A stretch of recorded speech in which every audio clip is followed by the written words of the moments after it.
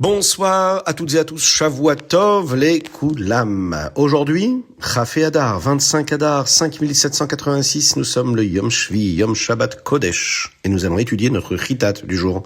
Et, pour commencer, une belle histoire. Aujourd'hui, c'est un jour très spécial, c'est le 25 Adar, l'anniversaire de la rabbinite Chaya Mushka, l'épouse du rabbi de Lubavitch. Et lors du premier anniversaire de la rabbinite, après sa istalkut, après qu'elle ait quitté ce monde physiquement, de ce monde-là ici-bas, c'était en Tav Shin Mem Chet, en 1988, le rabbi a dit qu'il ferait quelque chose de spécial en son honneur. Il va lancer une campagne pour que chacun commence à célébrer son anniversaire. Et voici une histoire connue au sujet de la rabbinite, épouse du rabbi Menachem Mendel Schneerson, la rabbinite Chaya Mushka. Un jour, la rabbinite se rendit dans une pharmacie de New York City pour acheter des médicaments. Le pharmacien, qui ne la connaissait pas, lui demanda son nom pour enregistrer l'ordonnance. Elle répondit simplement « Madame Schneerson ». Le pharmacien, pensant qu'il s'agissait d'une cliente comme les autres, demanda alors « Et que fait votre mari ?» La rabbinite répondit avec beaucoup de simplicité « Mon mari travaille dans l'éducation ». Le pharmacien continua la conversation et demanda « Il a beaucoup d'élèves ?» Elle répondit calmement « Oui, beaucoup ». Ce n'est que plus tard que le pharmacien comprit qu'il avait parlé avec l'épouse du rabbi de Lubavitch, dont l'influence et l'impact mondial étaient connus de tous. Elle vivait avec une simplicité et une discrétion remarquables, sans jamais rechercher l'honneur ou même la reconnaissance.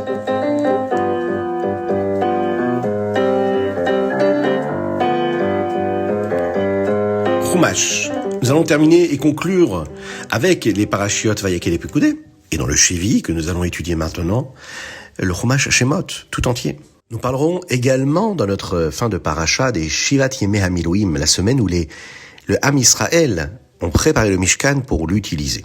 Rosh Chodesh Nissan, le Ham Israël commencera à utiliser le Mishkan pour de vrai. Akadosh Baruch Hu va dire à Moshe Rabbeinu qu'il devra monter le Mishkan tout seul à Rosh Chodesh Nissan. Il devra tout préparer lui-même. Il devra habiller Aaron à Cohen une dernière fois, même si Aaron est maintenant vraiment un Cohen Gadol, et qu'il est déjà autorisé à mettre ses vêtements lui-même.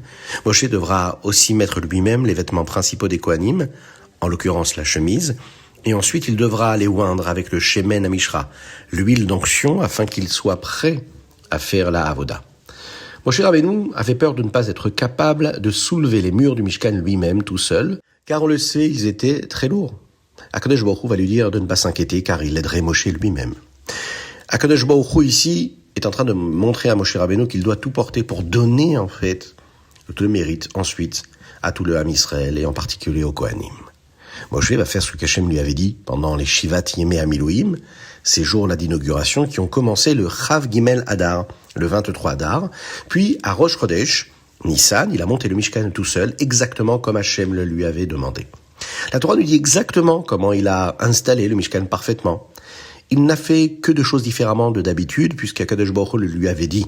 Il a posé le Lechem Apanim sur le Shulchan, même si c'était dimanche et que d'habitude on le pose le jour du Shabbat, et il a allumé la Menorah, même si c'était le matin, et que d'habitude la Menorah est allumée le soir. Ensuite, Akadosh Baruch Hu a mis sa Shrina dans le Mishkan, et notre magnifique parasha termine en nous disant qu'il y avait un nuage spécial qui restait au-dessus du Mishkan, du feu la nuit, et lorsqu'il bougeait, le Ham Israël savait qu'il était temps de voyager à nouveau. Chazak, Chazak, Venit Chazek.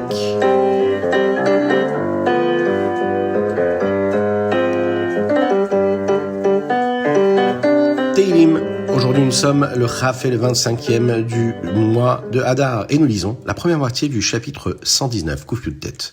Ce chapitre-là compte 176 versets, 8 versets pour chaque lettre de l'alphabet. La plupart des psukim de ce chapitre parlent de la particularité de la Torah et de combien nous l'aimons. Et voici l'un des premiers versets. Az lo evosh be'aviti el kol mitzvotecha. Ce qui signifie « Je n'aurai pas honte car je regarde attentivement tous tes commandements ». Le Rambam Maïmonide utilise ce verset tout au début de son Sefer, de son livre et de son œuvre, le Yad HaChazaka. Quel est le lien entre le Sefer du Rambam et le fait de regarder les mitzvot pour ne pas avoir honte ? Eh bien, quand nous apprenons simplement le Chumash, nous voyons de nombreuses mitzvot qu'Akadosh Baruch Hu a données au Ham Israël. Mais même si nous savons que ce sont des mitzvot, nous ne connaissons pas vraiment les détails de la manière dont elles sont respectées.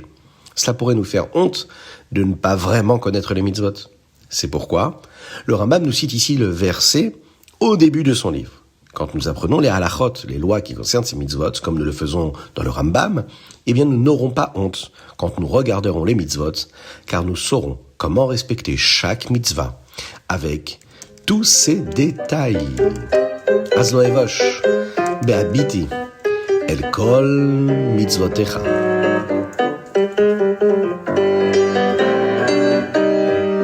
Tanya, nous sommes aujourd'hui dans le Perek Lamed Zayin. Au début du Tanya, nous avons appris la milchemet hanefashot, c'est-à-dire la guerre des âmes. La guerre qui se déroule à l'intérieur d'une personne entre le Yetzer Tov et le Yetzer Hara, le bon et le mauvais penchant.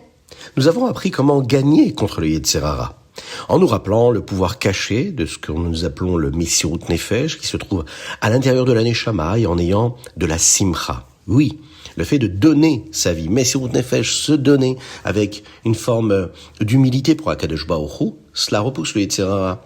Le fait d'utiliser la joie, la véritable simcha, eh bien, ça chasse aussi le mauvais penchant.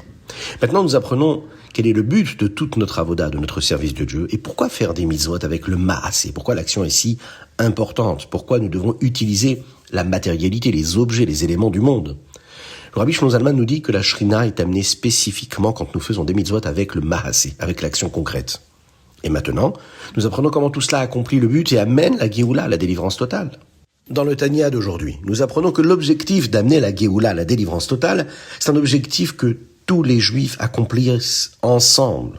Pour amener la Géoula, nous avons besoin de ce travail-là commun, de l'unité du Ham Israël, et d'être dans la Havat Israël, ensemble.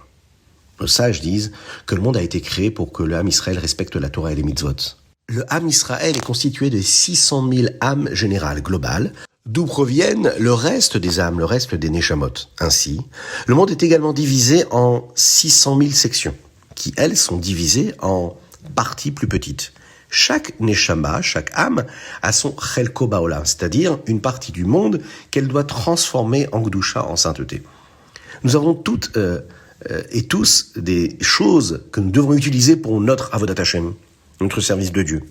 Tous ces éléments matériels avec lesquels nous vivons, que nous utilisons pour diffuser le judaïsme, la Torah et les mitzvot, ce que nous utilisons pour, par exemple, la parnassa, ou tout ce que la matérialité peut nous apporter en joie véritable, en épanouissement, en bonheur, tout ce qui nous apporte de la vitalité, eh bien, font toute partie de notre Chelek Baolam, c'est-à-dire de ce qui nous a été réservé pour nous, la partie du monde que nous devons transformer en Gdusha. Certains juifs peuvent tout simplement écouter le chitat et de cette façon-là réussir à ce moment-là à s'attacher à Akadosh Baruch Hu avec les enseignements qu'ils vont étudier et comprendre. D'autres vont partager ces enseignements à d'autres et au moment où ils le font, ils sont en train de réussir à accomplir ce qu'ils ont à accomplir ici-bas sur Terre. Certains peuvent aller travailler dans des hôpitaux pour aider des personnes qui en ont besoin. D'autres vont veiller à ce que leur foyer soit beau et accueillant pour accueillir d'autres juifs. Chaque juif s'occupe de sa partie dans le monde entier. À ce moment-là, quand ce sera fait, quand chacun sera tourné vers l'autre, ce qu'il peut apporter dans la sainteté du monde et le bien-être de son prochain, eh bien là, à ce moment-là, le monde entier sera utilisé pour la Gdusha et il sera prêt pour la Géoula totale.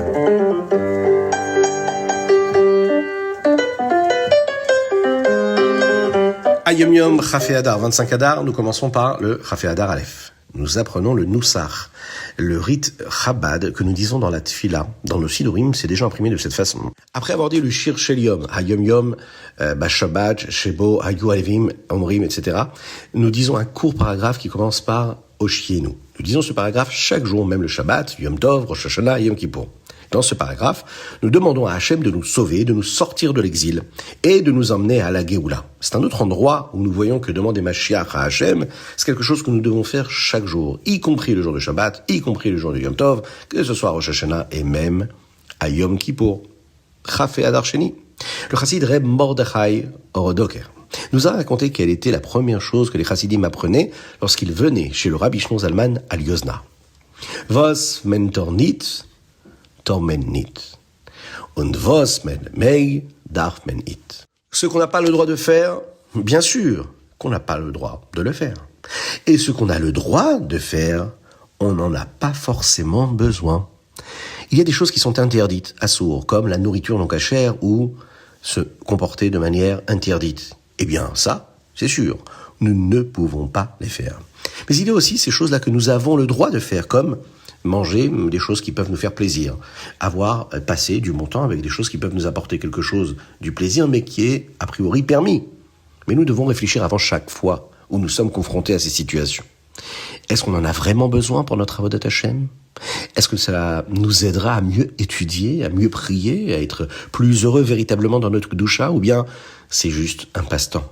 Alors si nous n'en avons pas besoin, nous ne devrions pas le faire. Les Chassidim passaient 3 à 4 ans à s'assurer qu'ils respectaient scrupuleusement cette Hora'a, cet enseignement-là, ces recommandations-là. N'utiliser le matériel que s'il aidait à mieux servir Dieu. Ce n'est qu'alors qu'ils s'autorisaient à entrer en Yechidut, c'est-à-dire en entrevue privée avec le Rabbi Shlomo Zalman, pour entendre quelle était leur voie spéciale qu'ils devaient suivre dans la Avodat Hashem, dans leur service de Dieu. Une des choses que nous pouvons apprendre de ce Hayom Yom est que même si chacun d'entre nous, nous avons une shlichut spéciale dans le monde, une mission spéciale, une chose qui fait partie de toutes nos missions que nous avons, c'est cette aura, cet enseignement.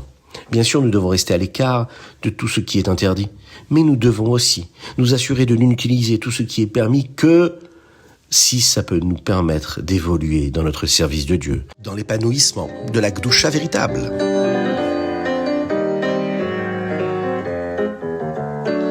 Rambam Ilchot Shabbat, dans le Rambam d'aujourd'hui, dans les chapitres Tet, Yud et Yud Aleph, nous apprenons de nombreuses lois qui concernent les Lametet Mlachot, les 39 travaux interdits, que nous avons commencé dans le dernier chapitre du Rambam d'hier. Nous apprenons par exemple à ne pas cuisiner, ou même à ne pas placer quelque chose près d'un endroit chaud pour qu'il cuise aussi pendant Shabbat. Nous apprenons à ne pas écrire, ni se couper les ongles, ni faire des nœuds, et bien d'autres Mlachot, des interdits encore, avec leurs détails. Nous finirons d'apprendre le reste des Lametet Mlachot et 39 travaux interdits dans le premier chapitre du Rambam de demain. C'est tout pour le Rambam du jour. Et nous allons nous quitter avec un très très bel enseignement. C'était le Chitat du jour. Une fois, un shliach est allé enseigner le judaïsme à un juif. Il a pris rendez-vous pour se rendre au bureau de cet homme. Cet homme était un professeur très intelligent et pas facile à qui parler. Le shliach a commencé à lui parler de judaïsme et le professeur argumentait avec lui. Il est allé chercher à un moment un livre pour essayer de montrer au shliach qu'il avait raison. Quand il est revenu, il a vu que le shliach se tenait près du mur et se balançait d'avant en arrière. Après avoir fini, le shliach a dit au professeur qu'il était désolé et qu'il était en train de prier Mitra avant qu'il ne soit trop tard. La nuit était en train de tomber. Le professeur a été tellement impressionné que même si ce rendez-vous était très important quand le shliach a dû lui parler de Dieu, il s'est arrêté tout de suite pour prier. Ce professeur est devenu un Baal Tshuva et il a aidé de nombreux autres juifs à se rapprocher de la Torah et des mitzvot. Le rabbi a raconté cette histoire lors d'un Farmrengen. Il parlait de la façon dont nous devons vouloir Mashiach. On doit vouloir qu'il vienne maintenant. On doit aider d'autres juifs à avoir la émouna, la foi en Mashiach. Le rabbi a utilisé cette histoire comme exemple et nous devrions apprendre d'ici que même si les manières parfois sont importantes quand nous parlons d'abord à un juif de Mashiach et que nous voulons Mashiach maintenant, eh bien, on peut croire qu'il ne sera pas intéressé par cela. Mais en réalité, sa neshama va se réjouir de cela. Il voit qu'une personne ordinaire vient à lui. Et il voit qu'elle pense à Mashiach. Et au fait que nous voulons Mashiach maintenant, ça va lui donner envie de penser à cela. Et lui aussi, de changer son existence, de changer sa vie pour faire venir le Mashiach. Alors faisons-le. Et faisons venir Mashiach maintenant. C'était le Chitat du jour. On pense très très fort et c'était une dédicace spéciale à tous nos frères en Eretz Israël aujourd'hui. Qu'Akadosh Baruch Hu leur donne beaucoup de courage, beaucoup de force, qu'il protège les Chayalim qui se battent en Eretz Israël et en dehors d'Eretz Israël. Partout où on est, on va prendre un Tehillim, on va dire un Tehillim. Ça peut être le Tehillim Chaf, le Tehillim 20 ou le Tehillim Kuf Chaf Aleph 121. On va penser très très fort à chacun et leur donner notre force, notre vitalité, notre énergie, notre simcha afin qu'ils aient une véritable réussite dans tout ce qu'ils sont en train d'entreprendre. Shavua Tov Lekulam, à très bientôt. Que Dieu vous bénisse, qu'il inonde votre existence de bonté, de grâce et de miséricorde, de réussite véritable, matérielle et spirituelle. On pense très fort à tous les malades du Ham Israël, on leur envoie Be'ezrat Hashem, bénédiction des Refoua Shlema. Parmi eux, David Ben Sultana et Avraham Nissim Ben Sultana. Envoyez-nous vos dédicaces. Continuez à participer financièrement à la diffusion du Ritat en nous envoyant un petit message sur WhatsApp, plus 33 6 21 37 24 52. Soyez bénis à l'infini.